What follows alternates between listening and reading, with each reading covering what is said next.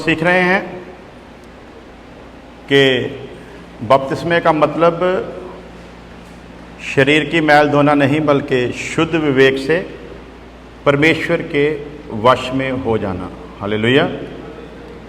सो यदि हम शुद्ध मन से परमेश्वर के वश में हो जाते हैं तो परमेश्वर की नज़र में इसे सही रीति का बपतिस्मा समझा जाता है। हमने पिछले हफ्ते में सीखा था, थोड़ा टच कराएंगे। यदि हम उसके वश में हैं और उसके संग चलना है तो वचन अनुसार हमारा जीवन कैसा होना चाहिए।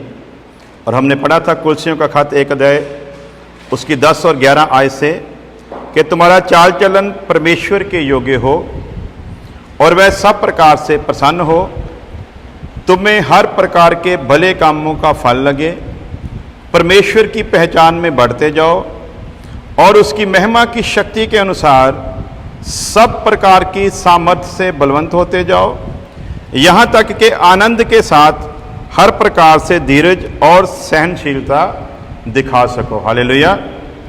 सो हमने एक एक पॉइंट पर गौर किया था कि नंबर 1 तो हमारा चाल चलन जो है यदि वो परमेश्वर के योग्य है तो हमने बपतिस्मा जो लिया है उस रीति को पूरा कर रहे हैं। नंबर 2 परमेश्वर हमसे प्रसन्न होना चाहिए। नंबर 3 भले कामों का हमें फल लगे और हमारे मन में हमेशा यही चाहत हो कि हम परमेश्वर की पहचान में बढ़ते जाएं और उसकी महिमा की शक्ति के अनुसार सब प्रकार की सामर्थ्य से बलवंत होते जाएं, यहाँ तक कि आनंद से के साथ हर प्रकार से धीरज और सहनशीलता दिखा सकें। हालेलुया। सो इन सारी बातों को हमने बड़े ही विस्तार के साथ सीखा था और आगे सीखा था खुदा के संग चलने का अर्थ जो है वो क्या है। ये जिस्मानी नहीं बल्कि पूरी तौर से रूहानी बात है। व्यवस्था 8:6 में इस तरह लिखा है, इसलिए अपने परमेश्वर यहोवा की आज्ञाओं का पालन करते हुए उसके मार्गों पर चलना और उसका भय मानते रहना। हालेलुया। परमेश्वर ने जो भी आज्ञा हमें दी है, जो भी हुक्म दिए हैं, उसके अनुसार हमें चलते रहना है और हर समय कुछ भी काम करते हुए हमारे अंदर परमेश्वर का खौफ, उसका डर होना चाहिए कि परमेश्वर हमें हर समय देख रहा है। इसलिए कोई भी काम करें तो इस बात का हमें हमेशा ध्यान रहे। जिन्होंने अपने आप को उसके वश में कर दिया उनकी यही पहचान है कि वो उसकी आज्ञा को मानते हैं। और यदि हम उसके हुक्म को नहीं मानते तो इसका मतलब है हमने अपने आप को उसके वश में नहीं किया। अगर हम उसके हुक्म को नहीं मानते तो वचन में साफ लिखा है, जब तुम मेरा कहना नहीं मानते तो मुझे क्यों हे प्रभु करके पुकारते हो। तो आज हम संसार में ज़्यादातर यही गिनती देखते हैं कि लोगों को बस उसे प्रभु प्रभु कहकर पुकारना तो आता है, परंतु उसके हुक्म को मानना है, इससे कोई भी लेना देना नहीं है। हुक्म की तरफ किसी का कोई ध्यान नहीं है। और हमने पढ़ा था मत्ती की अंजील 5:19 से, इसलिए जो कोई इन छोटी सी छोटी बातों में से छोटे हुक्म में से एक को तोड़े और वैसा ही लोगों को सिखाए, वह स्वर्ग के राज्य में सबसे छोटा कहलाएगा। सो वचन तो छोटी से छोटी आज्ञा, छोटे से छोटे हुक्म को मानने के लिए भी हमें यही दिशा निर्देश देता है। और यदि हम ऐसा नहीं करते तो वचन में लिखा है कि यदि हम छोटे से छोटे हुक्म को भी तोड़ते हैं तो स्वर्ग के राज्य में हम छोटा कहलाएंगे, परंतु जो कोई इनका पालन करेगा और उन्हें सिखाएगा वही स्वर्ग के राज्य में महान कहलाएगा। सो परमेश्वर जबरदस्ती नहीं करता, हम पर छोड़ दिया है कि हमने कैसे चलना है। हुक्म के विषय में आगे वचन हमें और भी बहुत कुछ सिखाता है। आइए कलाम से थोड़ा पढ़ लेते हैं। याकूब की पत्री उसका 2 अध्याय उसकी 10 आयत। याकूब 2 अध्याय उसकी 10 आयत में यूं लिखा है, क्योंकि जो कोई सारी व्यवस्था का पालन करता है, जो कोई सारी शरीयत का, सारी शरा का पालन करता है, परंतु एक ही बात में चूक जाए तो वह सब बातों में दोषी ठहरता है। वचन की गंभीरता को हमें समझना है। वचन यहां पर यह बताने की कोशिश कर रहा है, कलाम हमें यहां पर यह समझाने की कोशिश कर रहा है कि हम परमेश्वर की सारी बातों को भी मानते हों, परंतु यदि किसी एक बात को भी हम नजरअंदाज कर जाएं, कितनी बातों को? परमेश्वर इस दुल्हन को, जिसने उसके साथ तख्त पर बैठना है, इसका लेवल जो है वो कैसा चाहता है, उसको ध्यान में रखते हुए वचन हमें यह बताता है कि सारी व्यवस्था, सारी शरीयत को भी पूरा करता हो, परंतु यदि एक भी बात में वो दोषी पाया जाए, एक भी हुक्म को यदि वो तोड़ दे, तो वह सब बातों में दोषी ठहरता है। मिसाल के तौर पर ओल्ड टेस्टमेंट में यदि हम जाएं तो ज़्यादातर लोगों को यही पता है कि वहां पर परमेश्वर ने 10 हुक्म दिए थे। 10 हुक्म निचोड़ था, हुक्म बहुत ज़्यादा थे, हमने कई बार सीखा सुना है, परंतु 10 आज्ञाएं मेन थी। और उन 10 आज्ञाओं में से भी वचन बताता है यदि 9 को हम पूरा करते हों और एक को छोड़ दें, तो जो 9 पूरा करते हैं वो भी किसी काम की नहीं। परमेश्वर उस एक आज्ञा पर ध्यान देगा जिसे हम पूरा नहीं करते। तो यहां पर तो उल्टा है, शायद हम एक भी पूरी नहीं करते, लेकिन वचन कहता है 9 पूरी करते हो, परंतु एक में भी यदि चूक करते हो तो तुम्हारी 9 जो पूरी की है वो भी किसी काम की नहीं।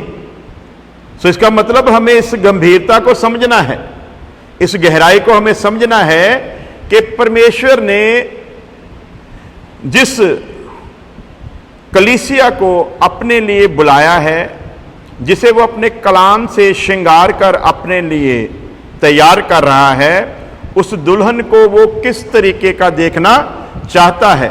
सो वचन के अनुसार 9 को पूरा करते हैं, परंतु एक में भी यदि गलती करते हैं तो 9 भी किसी काम की नहीं रह जाती। तो हम तो 9 को छोड़ो, एक भी पूरी तरह से कर नहीं पाते, तो फिर हमारा जो हालत है वो परमेश्वर की नजर में कैसी होगी? 9 को पूरा करने वाले को यदि परमेश्वर इतनी बारीकी से देखता है, तो जो 9 को पूरा नहीं करता, एक भी उससे पूरी बराबर नहीं हो पाती, उसकी फिर दूजे पंजाबी च कह दी ਉਹਦੀ औकात की है परमेश्वर की नजर दे विच, ਉਹਦਾ की वजूद है। वह इंसान कैसे सोच सकता है कि मैं कोई दुआ करूं और परमेश्वर मेरी सुन लेगा, या मैं किसी से भी दुआ क्यों ना करवा लूं, परमेश्वर मेरे ऊपर रहम करेगा, क्योंकि परमेश्वर मुझे बड़ी बारीकी से देखता है, परमेश्वर मुझे बड़ी नजदीकी से देखता है, परमेश्वर मुझे बहुत गौर से देखता है। इसलिए ध्यान रखना, वचन में लिखा है ऐसे दुष्टों के लिए तू दुआ भी मत करना। जो वचन के अनुसार, जो कलाम के अनुसार नहीं चलते, वचन में खुदा ने लिख कर दिया ऐसे दुष्टों के लिए तू दुआ भी मत करना, मैं तेरी नहीं सुनूंगा। तो परमेश्वर किनके लिए सुनता है? परमेश्वर उन्हीं के लिए सुनता है जो परमेश्वर की सुनते हैं। जो परमेश्वर की नहीं सुनते, परमेश्वर भी उनकी कभी सुनता। अचानक उनकी जिंदगी में कुछ हो जाए तो वो सोचे कि शायद परमेश्वर ने किया है, तो ये गुमराह करने वाले रूह का काम है। इसलिए वो इस बात से हमेशा सावधान रहे, क्योंकि जो नहीं मानते उनको गुमराह करने वाले के रूप में के वश में परमेश्वर कर देता है। सो जिंदगी में दुनियावी तौर पर मिलने वाली तरक्की, शौहरत को मत देखें कि शायद परमेश्वर हमारे संग है, क्योंकि इसके विषय में हमने बहुत बार देखा कि ये सारा इख्तियार परमेश्वर ने शैतान को दे रखा है। इस दुनिया का खुदा कहा गया है उस शैतान को जिसके वश में परमेश्वर ने ये सारा कुछ दिया हुआ है। जब हम परमेश्वर के वश में रहना नहीं चाहते तो परमेश्वर देख लेता है कि हमें ये दुनिया की ही चीजें चाहिए, तो फिर दुनिया के मालिक के वश में परमेश्वर हमें कर देता है। तो दुनिया की चीजें दुनिया के उस मालिक के द्वारा तो हमको मिलती रहेंगी, परंतु परमेश्वर हमको कभी मिलेगा, परमेश्वर से हमारा कभी रिश्ता बनेगा? और जिसका परमेश्वर से रिश्ता नहीं बनेगा वो परमेश्वर के साथ हमेशा की जिंदगी में भी शामिल नहीं हो सकता। सो गहराई को समझे कि लिखा है कि तू शरीयत को पूरा करता हो, परंतु एक भी बात में यदि तू उसे छोड़ दे तो सारी जो बातें तूने पूरी की वो किसी भी काम की नहीं। याकूब 2:11 में लिखा है, इसलिए कि जिसने ये कहा कि तू व्यभिचार ना करना, उसी ने यह भी कहा कि तू हत्या ना करना। तो यदि कोई व्यभिचार नहीं करता परंतु हत्या करता है तो वो ये बात से मत खुश हो कि मैं व्यभिचार नहीं करता, इसलिए मैं परमेश्वर की नजर में ठीक हूं। वचन कहता है कि तू व्यभिचार नहीं करता परंतु हत्या करता है। तो जिसने व्यभिचार के लिए मना किया उसने हत्या से भी मना किया है। और यहां लिखा, यदि तूने व्यभिचार तो नहीं किया पर हत्या की तो भी व्यवस्था का उल्लंघन करता है, तो भी तू शरीयत को पूरा नहीं करता। सो परमेश्वर यह चाहता है कि हम दोनों में से ही कुछ भी ना करें। तो यदि कुछ ऐसा करते हैं तो परमेश्वर के हुक्म को तोड़ते हैं। इसलिए गलातियों 2:18 में लिखा, क्योंकि जो कुछ मैंने गिरा दिया यदि उसी को फिर बनाता हूं तो अपने आप को अपराधी ठहराता हूं।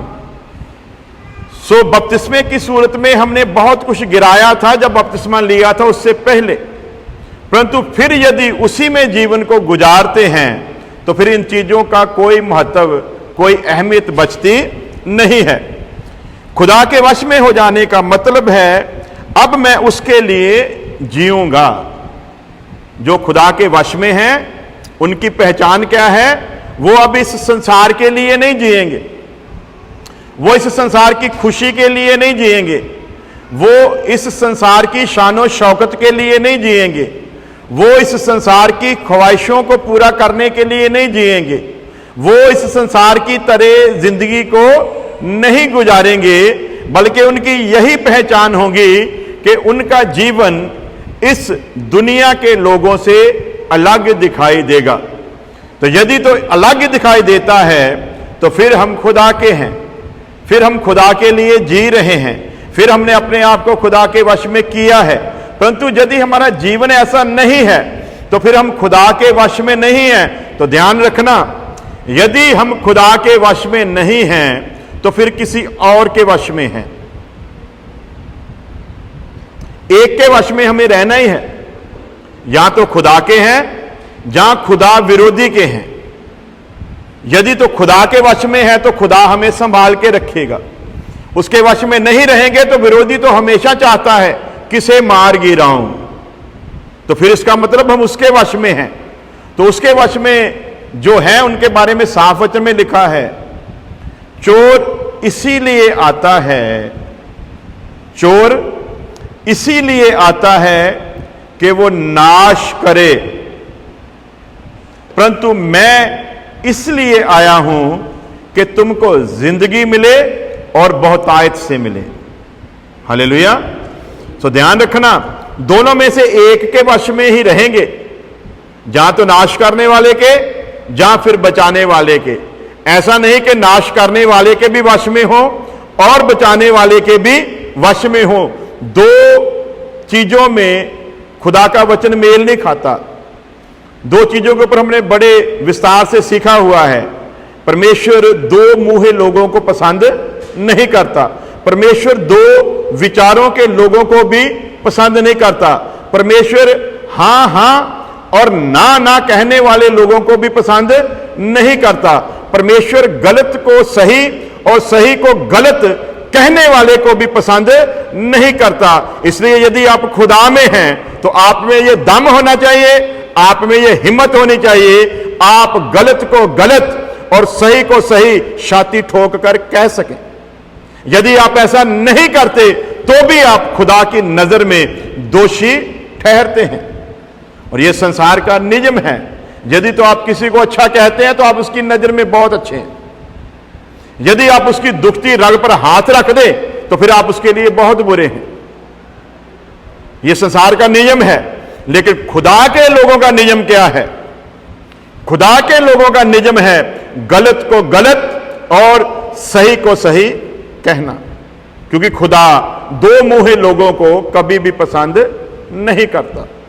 तो इसलिए ध्यान दें, यदि तो खुदा के वश में हैं, यदि तो हमने हो गए हैं, तो उसका मतलब है मैं व्यवस्था के द्वारा व्यवस्था के लिए मर गया और अब मैं परमेश्वर के लिए जीऊंगा।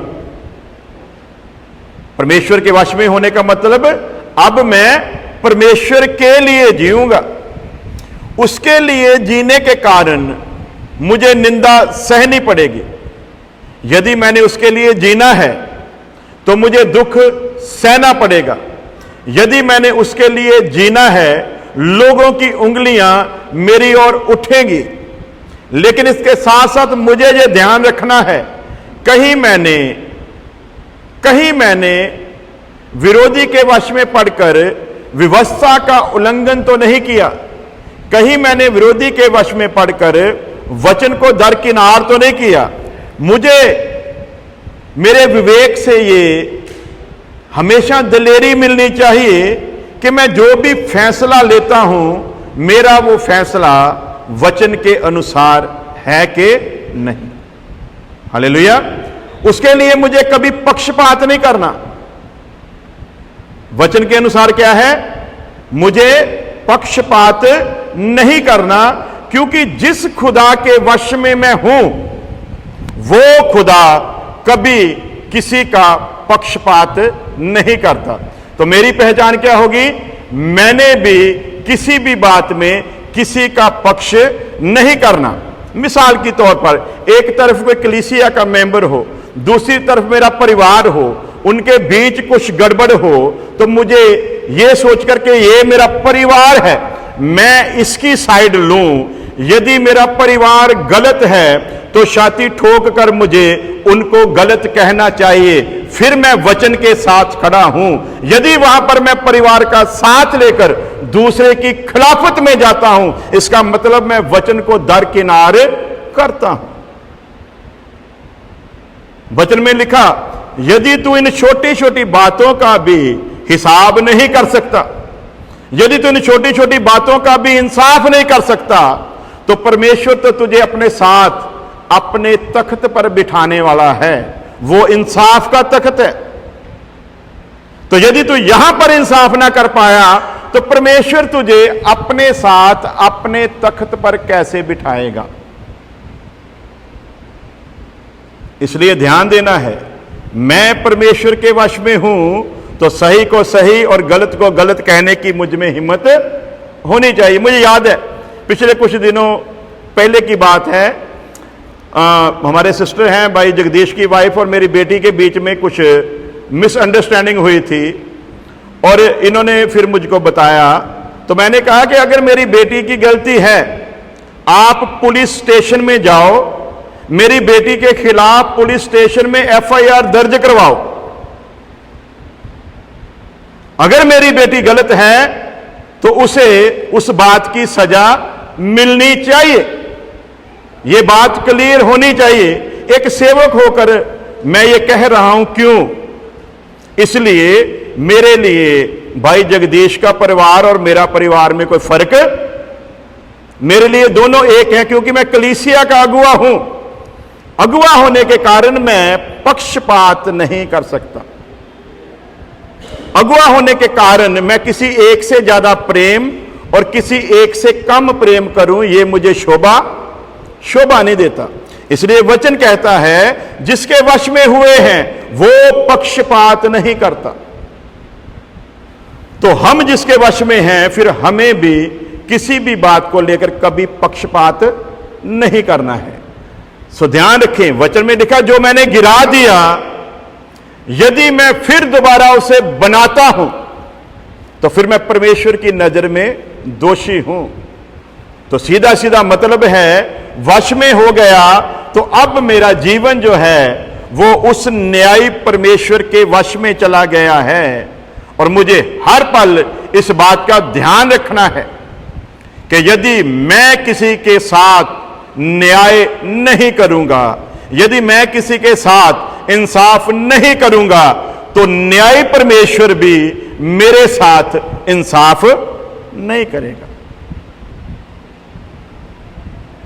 सो हां की हां और ना की ना होनी चाहिए। आप दुनिया को पसंद आए जा ना आए, वचन के अनुसार आपका संबंध परमेश्वर के साथ बिल्कुल सही होना चाहिए। आपको किसी का पक्षपात नहीं करना चाहिए। सो देखते हैं आगे वचन में और क्या सिखाता है। खुदा के वश में हो चुके इंसान की दुआ भी कुछ इस तरीके से होती है जैसा भजन संहिता में हम पढ़ते हैं। भजन संहिता 141 उसकी 4 आयत में इस तरह लिखा है, मेरा मन किसी बुरी बात की ओर फिरने ना दे। जो उसके वश में है उसकी दुआ क्या है? मेरे मन को किसी भी बुरी बात की ओर फिरने ना दे, मैं अनर्थकारी पुरुषों के संग दुष्ट कामों में ना लगूं और मैं उनके स्वादिष्ट भोजन वस्तुओं में से कुछ भी ना खाऊं। यहां तक हमें सावधानी इस्तेमाल करनी है। दुष्टों की मेज के ऊपर चाहे कितना भी स्वादिष्ट भोजन क्यों ना हो, उस भोजन को देखकर मेरा मन बदले ना, उस भोजन को देखकर मेरा मन लालच ना करे, उस भोजन की तरफ मेरा मन आकर्षित ना हो कि मैं खुदा के संग चलता हूं, मुझको ऐसा खाने को नहीं मिलता, इनको मिल रहा है, तो क्यों ना मैं इनके जैसा ही हो जाऊं। ते गौने ने ना खावा ना ओना दे मैं स्वादले खाने। तो इस दुल्हन को परमेश्वर कितनी बारीकी से देखता है बोला, यहां तक परमेश्वर गौर करता है। बाकी बातों को तो छोड़ो, आपके खाने पीने पहनने तक की तरफ परमेश्वर देखता है बड़ी बारीकी से। आप क्या खा रहे हैं, आप क्या पी रहे हैं, आप क्या पहन रहे हैं, यहां तक परमेश्वर बहुत बारीकी से देखता है। तो कई लोग कहते लो जी अब हम अच्छे कपड़े भी ना पहने। परमेश्वर अच्छे कपड़े पहनने से किसी को मना नहीं करता, यह बात ध्यान रखना। परमेश्वर आपको साफ सुथरा रहने से कभी मना नहीं करता, यह बात ध्यान रखना। लेकिन परमेश्वर फैशन नहीं चाहता, इस बात का भी ध्यान रखना। आप अच्छा वस्त्र, साफ सुथरा वस्त्र पहने, इससे परमेश्वर को कोई प्रॉब्लम नहीं, परंतु आपके वस्त्र पहनने के पीछे एक बुरी अभिलाषा हो, आप वो वस्त्र इसलिए पहने के लोग आपको देखें, तो समझ लीजिए आप नाश करने वाले के वश में हैं। आप जो कर रहे हैं वो किसी को दिखाने के लिए, आप जो पहन रहे हैं किसी को दिखाने के लिए, आप जो खा रहे हैं किसी को दिखाने के लिए, आप जो बना रहे हैं वो भी किसी को दिखाने के लिए। और दिखावे से परमेश्वर को सख्त नफरत है। और ओल्ड टेस्टमेंट में यदि गौर से पढ़ेंगे तो आपको वहां पर ऐसे रेफरेंस मिलेंगे, जो दिखावा करता था उसके लिए भी शरअ में यह हुक्म था, ऐसे इंसान को भी खुदा की प्रजा में से निकालकर मार दिया जाए, पत्थर मार मार कर। क्यों?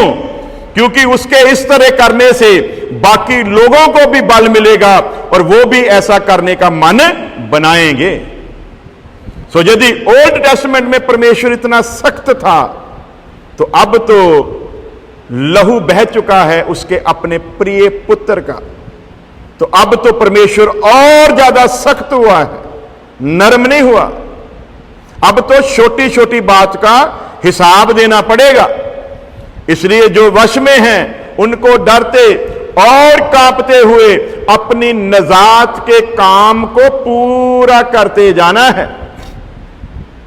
इसलिए कपड़ा पहनने से पहले, आईने के सामने खड़े होने से पहले अपने ऊपर विचार कर ले, तू जो पहनने जा रहा है कहीं किसी को दिखाने का मन तो नहीं।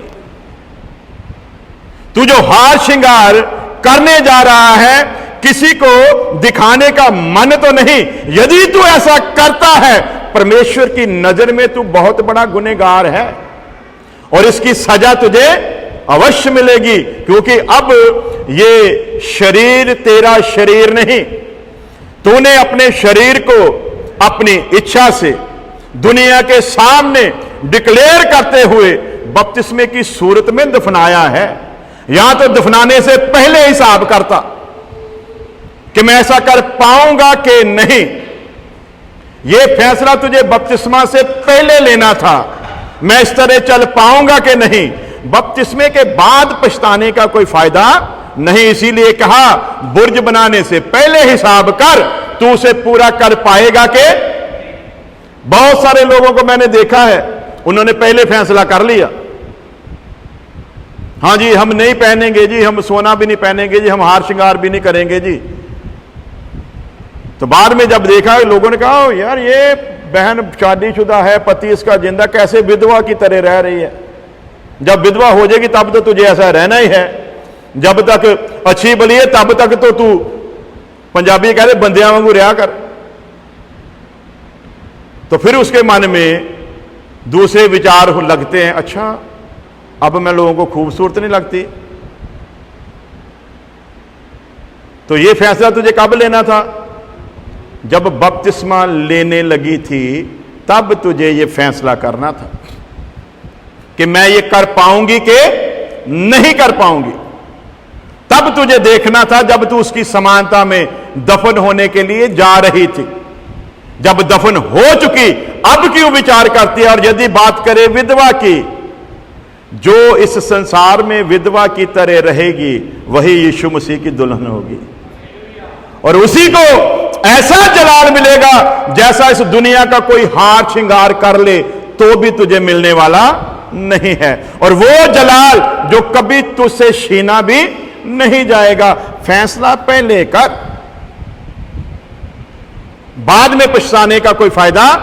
लिखा वचन में लिख कर दिया, जो हल के ऊपर हाथ रखकर पीछे देखता है वो मेरे लायक।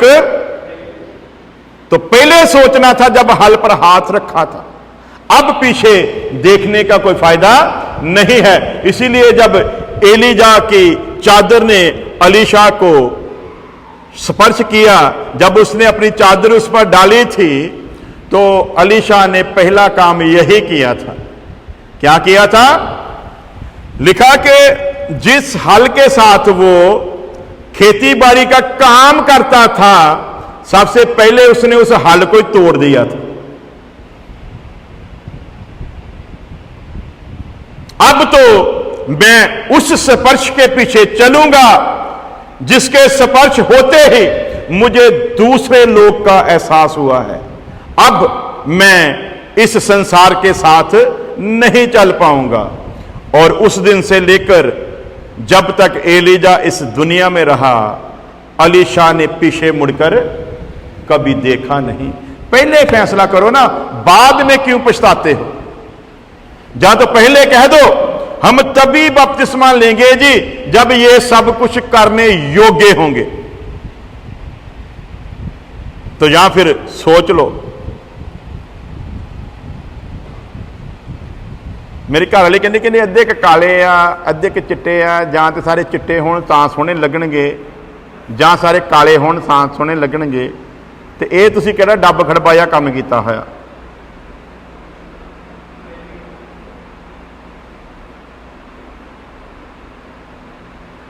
हाँ जी,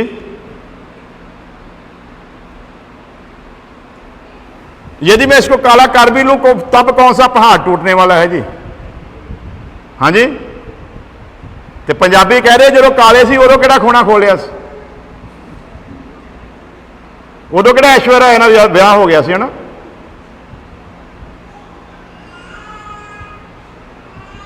तो अब काले कर भी लूंगा तो क्या हो जाएगा?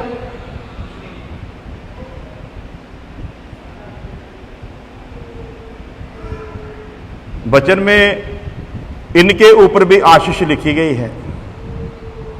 हालेलुया। धौलियां वालियां नूं वचन दे विच की कहा गया भला? मुबारक आख्या गया है। ध्यान रखियो, ते जिहड़े इन्हां नूं छपाउंदे आ ते फिर वो भी ध्यान कर लियो।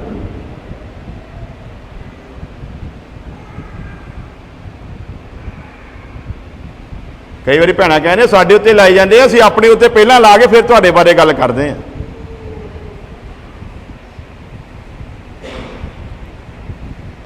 तो वचन क्या कहता है कि जो खुदा के वश में हो चुके इंसान की दुआ भी अलग तरीके की है। उसकी दुआ इस संसार की दुआ से मेल नहीं खाएगी। यदि दुआओं में हम वही कुछ मांगते हैं जो खुदा के वश में नहीं है, जो लोग खुदा के वश में नहीं हैं, यदि हमारी दुआ भी उन्हीं लोगों की दुआ की तरह है तो फिर उनमें और हम में कोई फर्क। और खास ध्यान रखना, उन लोगों का दुआ करने का जो स्टैंडर्ड है ना, वो हम लोगों से बहुत ऊंचा है।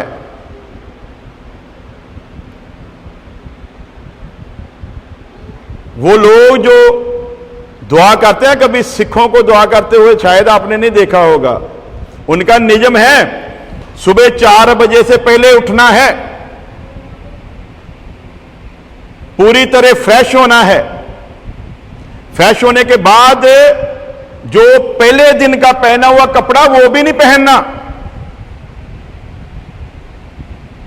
कपड़ा भी धोया हुआ होना चाहिए। इतनी सावधानी से वो लोग प्रार्थना करते हैं। ते साडे दे वासी या खुदा तेरा शुक्र, हालेलुया।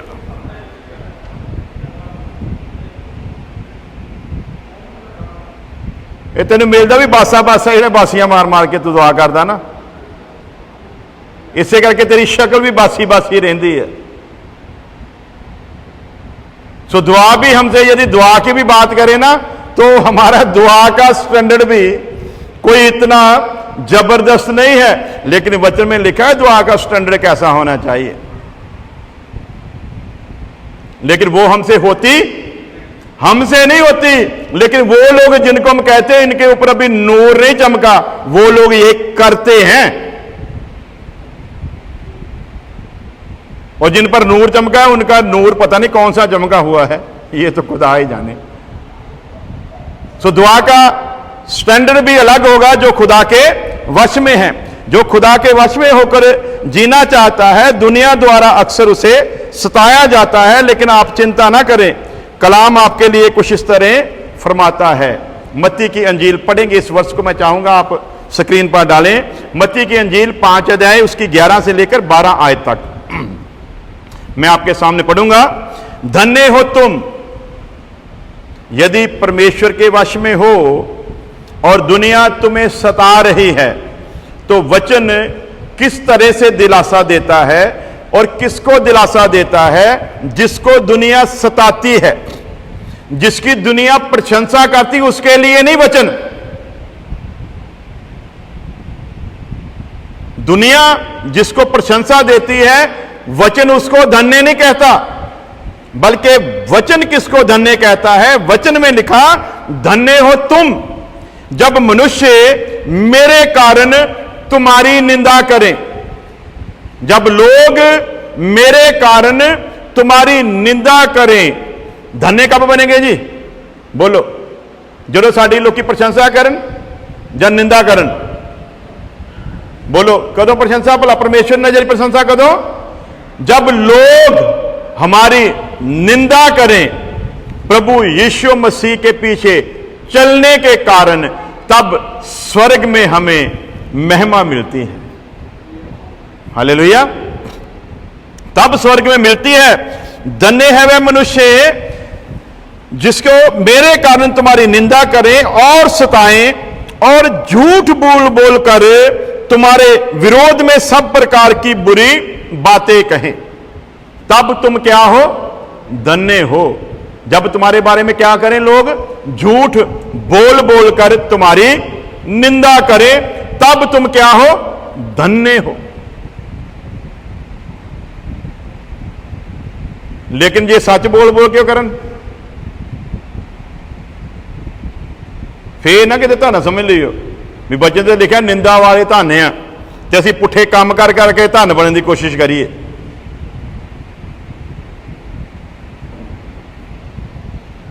राह सही पकड़ा हो, मसीह में सही चलते हो, तब लोग झूठ बोल बोल कर तुम्हें सताएं, तुम्हारी निंदा करें, तब परमेश्वर की नजर में हम क्या हैं? धन्य हैं।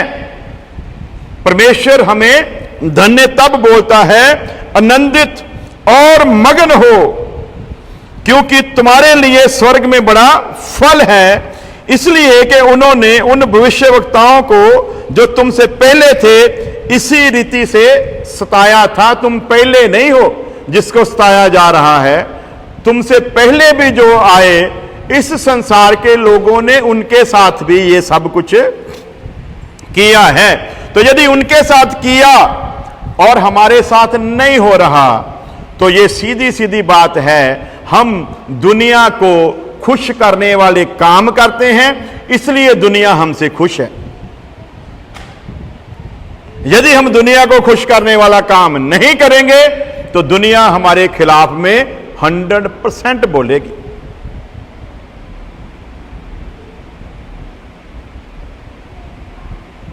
इसलिए धन्य उसको कहा गया है जो हुक्म के अनुसार जिंदगी बिता रहा है। खुदा के वश में होकर खुदा संग चलोगे तो दुनिया में तुम्हें निंदा सहनी ही पड़ेगी। जो उसके वश में होकर चलेगा, खुदा उनके मन में किसी प्रकार का कोई वैर विरोध नहीं देखना चाहता। अगर हमारे मन में ऐसा कुछ है तो खुदा हमारी भेंट को कभी कबूल नहीं करेगा। भेंट का मतलब सिर्फ किसी वस्तु से नहीं, बल्कि खुदा की हजूरी में अपने आप को लाना भी एक भेंट के समान है। हम क्या सोचते हैं? कुछ लेकर जाएंगे तो खुदा खुश होगा। कुछ लाने से अच्छा है तू खुद खुदा के लिए भेंट बनकर आ। तेरी भेंट तो इस संसार के लिए रह जाएगी जो तू लेकर आएगा। मिसाल के तौर पर कोई कड़ाह शराब बना के ले आवे तो आप खा पी के ते हथ मार के चल जाना है ना, क्यों भाई जी?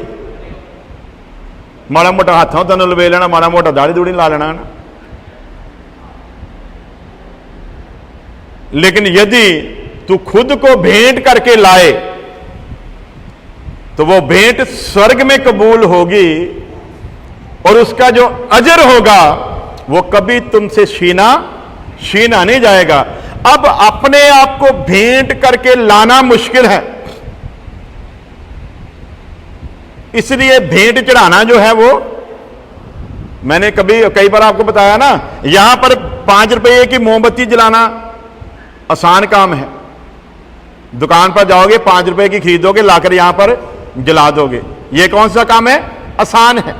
दिया जलाना आसान है, फूल चढ़ाना आसान है। 5-10 रुपए के फूल लेकर आओगे, चढ़ा दोगे, आसान है। अपने आप को दिया बनकर जलाना मुश्किल है।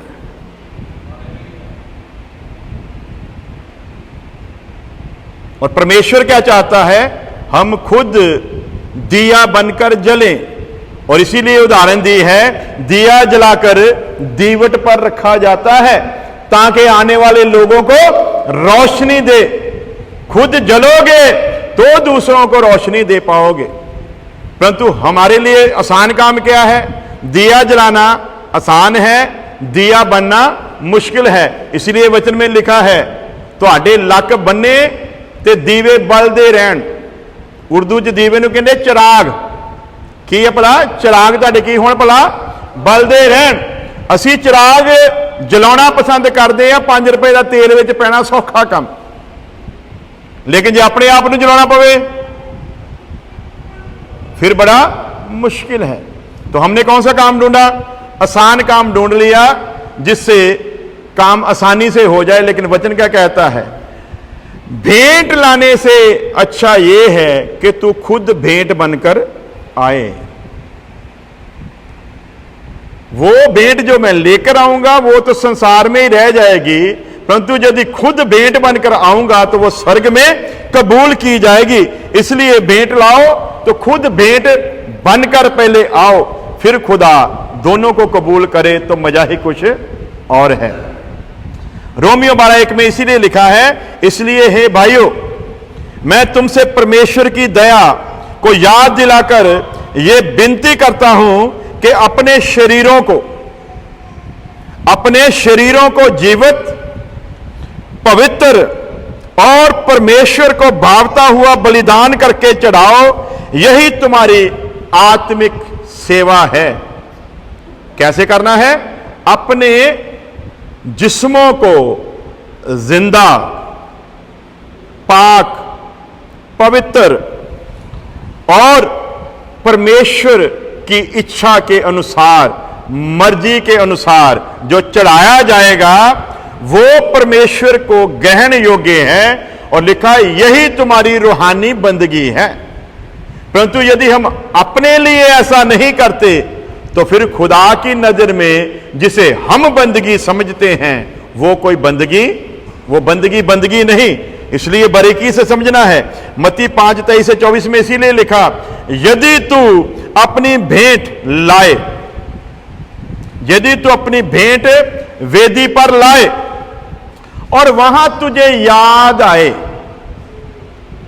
कि तेरी गड़बड़ तेरे भाई के साथ है। अब थोड़ा यह भी देख लेना आपका भाई कौन है। भाई सिर्फ वो नहीं जो आपके घर में पैदा हुआ है। हम जितनों ने मसीह यीशु के नाम को कबूल करते हुए अपना जीवन उसे दिया, हम जितनों ने प्रभु यीशु को अपना जीवन दिया, जितनों ने तौबा करके बपतिस्मा लिया, हम सभी ने परमेश्वर के घर में जन्म लिया। परमेश्वर के घर में जन्म लेने के कारण हम सभी बहन भाई हैं। क्या है? परमेश्वर के घर में जन्म लेने के कारण हम सभी बहन भाई हैं। इसलिए वचन में क्या लिखा, यदि तू भेंट को लेकर आए वेदी पर और वहां पर तुझे याद आए तेरी गड़बड़ तेरे किसी भाई के साथ चल रही है, तेरा कुछ मन मटाओ तेरे भाई के साथ है, तो सबसे पहला काम क्या करना है? लिखा वचन में, जो भेंट तू लाया उसकी चिंता मत कर। सबसे पहला काम क्या कर? उस भेंट को वेदी पर छोड़ दे। ते असी तो कई बार चर्च च आने होंगे, साडे मूंह एडे एडे बने होंगे, असी एक दूजे को बुलाते नहीं। तो फिर समझ लो जिस संडे को आप चर्च में आए और ऐसी हालत आपकी थी, वो संडे उसके हजूर आपका कबूल नहीं हुआ। वो आपका आना किसी काम का नहीं। यदि चर्च में आकर भी आपने अपने भाई, अपनी बहन के लिए ऐसा विचार अपने मन में रखा है, क्योंकि वचन में साफ लिखा, यहां तो आपका भाई बहन साथ में बैठा है, लेकिन यहां पर क्या लिखा है? भाई घर में हो, तू चर्च में हो, भेंट चढ़ाते वक्त तुझे याद आए, तेरा मन मुटाव है, भेंट के चढ़ाने की तू जो विधि है उसको छोड़। परमेश्वर इससे खुश नहीं होगा कि तू भेंट चढ़ाए और तेरा भाई के साथ मतभेद हो। पहले तू भेंट को जगवेदी पर छोड़, जाकर अपने भाई के साथ मेल कर, फिर आकर अपनी भेंट को चढ़ा, तो तेरी भेंट उसके हजूर कबूल होगी। लेकिन मैं आत्मा की प्रेरणा से इसे और एक कदम आगे बढ़कर बात कहता हूं कि जिसने अपने भाई को मना लिया, वो बाद में चाहे भेंट चढ़ाने भी ना आए तो भी कोई बड़ी बात है, उसकी भेंट कबूल हो चुकी, क्योंकि उसने परमेश्वर के हुक्म को पूरा कर दिया है।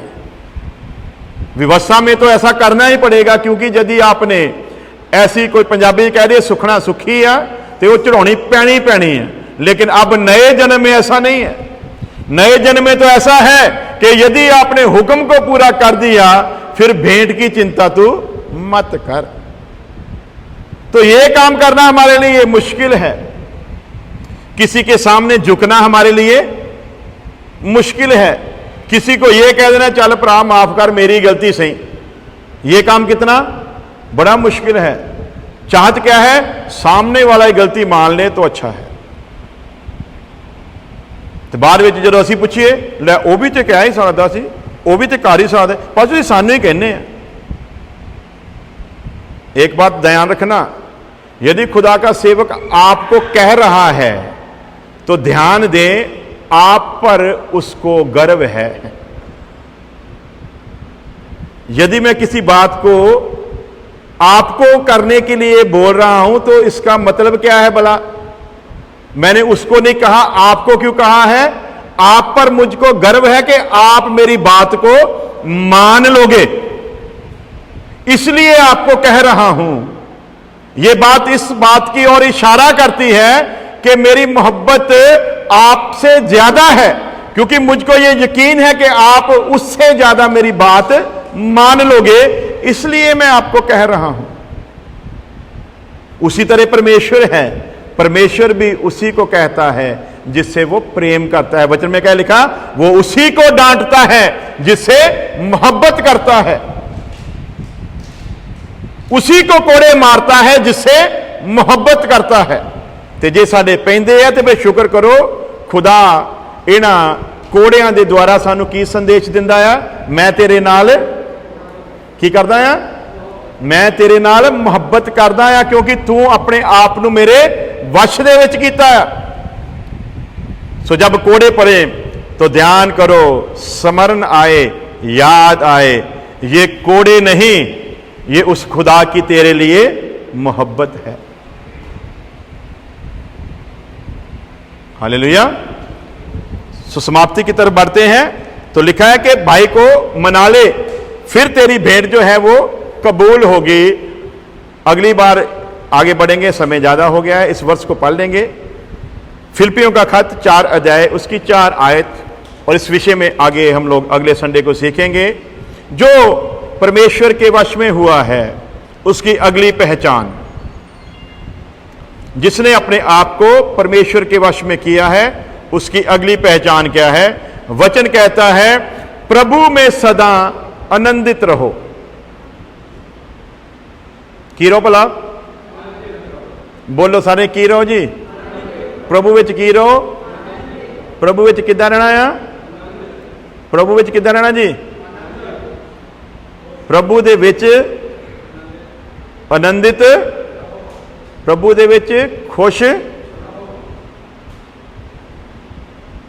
ते असीं किद्दां रहने आ?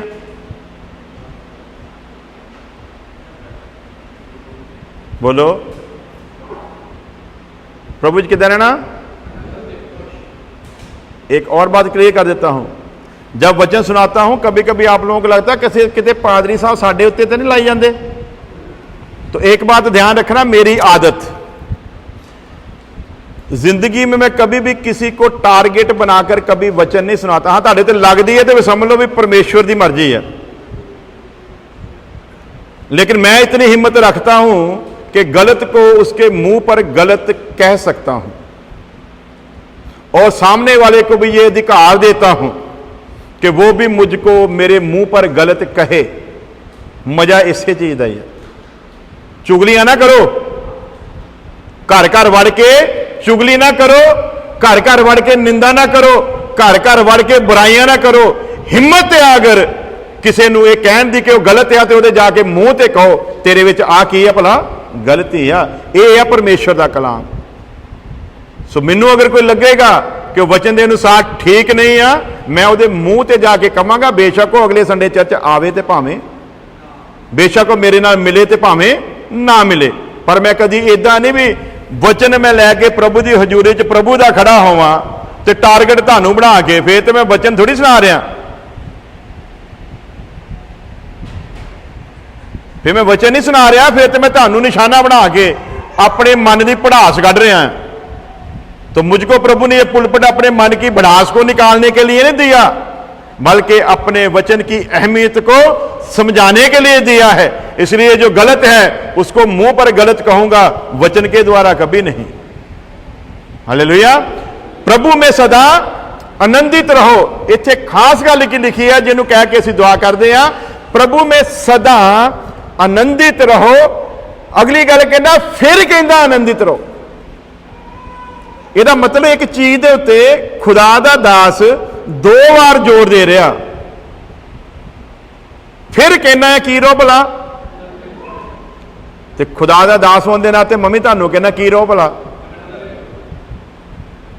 विरोधी दी इक्को कोशिश है, वो किसी घर दे विच, किसी जिंदगी दे विच आनंद नूं देखना चाहता। उहदी इक्को कोशिश आ, वो किसी भरा दे विच आनंद नूं देखना चाहता। वो मां ते धी दे विच आनंद नूं देखना चाहता। वो बाप ते बेटे दे विच आनंद नूं देखना। वो सस ते नौं दे विच आनंद नूं नहीं देखना चाहता। वो दरानी जठानी दे विच आनंद नूं नहीं देखना चाहता। वो मित्र मित्र दे विच आनंद नूं नहीं देखना चाहता। और वचन कहता प्रभु विच सदा आनंदित रहो। फिर मैं कहना आनंदित रहो। ये पिछला कारण सिर्फ इको ही आ, साडा आनंद शैतान नूं अग लाउंदा है। साडी खुशी शैतान दे सारे मनसूबियां नूं फेल करदी आ। और उहदी इको ही कोशिश आ, वो किसी ना किसी तरह साडी इस खुशी नूं साडे कोलों खोवे। और साडी इको ही यतन होना चाहिए, ऐ शैतान तू जो मर्जी कर ला, तू साडी खुशी नूं साडे तो किसी कीमत दे उत्ते खो नहीं सकता। अपनी अखां नूं बंद करांगे, सिरां झुकावांगे, अपनी अपनी जगह ते थोड़ी देर खड़े होवांगे। हालेलुया। तेरा शुक्र हो, धन्यवाद, धन्यवाद हो। हालेलुया, धन्यवाद। तू दिती जिंदगी मैनू, जीवा मैं तेरे लिए। यसू जी यसू जी यसू जी, करा मैं करा बंदगी तेरी। यसू जी यसू जी यसू जी, करा मैं करा बंदगी तेरी। तू दिती जिंदगी मैनू, तू दिती जिंदगी मैनू, जीवा मैं तेरे लिए। यसू जी यसू जी यसू जी, करा मैं करा बंदगी तेरी। यसू जी यसू जी यसू जी, करा मैं करा। तू मेरी जान है, तेरा ईमान है। तू मेरी जान है, मेरा ईमान है। तू मेरी जान है, मेरा ईमान है। तू मेरी जान है, मेरा ईमान है। तू मेरी हर खुशी। यसू जी यसू जी यसू जी, करा मैं करा बंदगी तेरी। यसू जी यसू जी यसू जी, करा मैं करा बंदगी तेरी। तेरी मौत मुझको देती जीवन है, तेरी मौत मुझको देती जीवन है। तेरी मौत मुझको देती जीवन है, कोड़ों से मिली है शिफा भी। यसू जी यसू जी यसू जी, करा मैं करा बंदगी तेरी। यसू जी यसू जी यसू जी, करा मैं करा बंदगी तेरी। तू जो बोले दिन है, तू जो बोले रात है।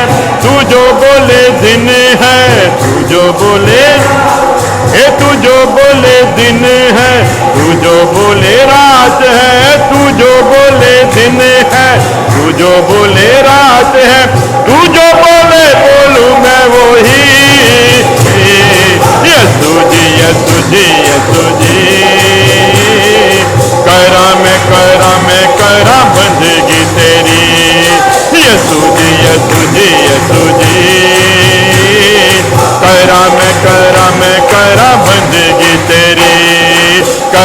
करा बंदगी तेरी, करा मैं करा बंदगी तेरी, करा मैं करा बंदगी तेरी, करा मैं करा बंदगी तेरी, करा मैं करा बंदगी तेरी, करा मैं करा बंदगी तेरी, करा मैं करा बंदगी तेरी।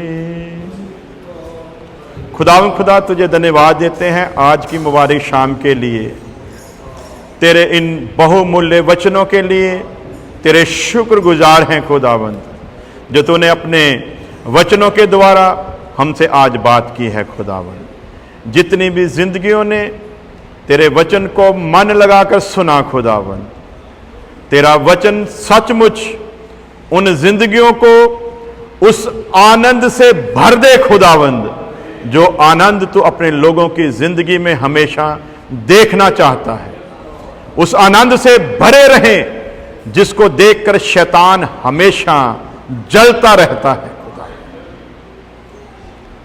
और ये आनंद तेरे लोगों की जिंदगी से कभी अलग ना होने पाए। जो लोग आगे सोशल मीडिया के द्वारा भी तेरे इस वचन को सुने, सब पर तेरी बड़ी रहमत को मांग लेते हैं। हमारी प्रार्थना को सुन ले मसीह यीशु के नाम में, आमीन। अब हमारे खुदावंद यीशु मसीह का फजल, खुदा की मोहब्बत, पाकरों की संगत अब से लेकर हमेशा तक उसके तमाम लोगों के साथ बनी रहे, आमीन। हालेलुया।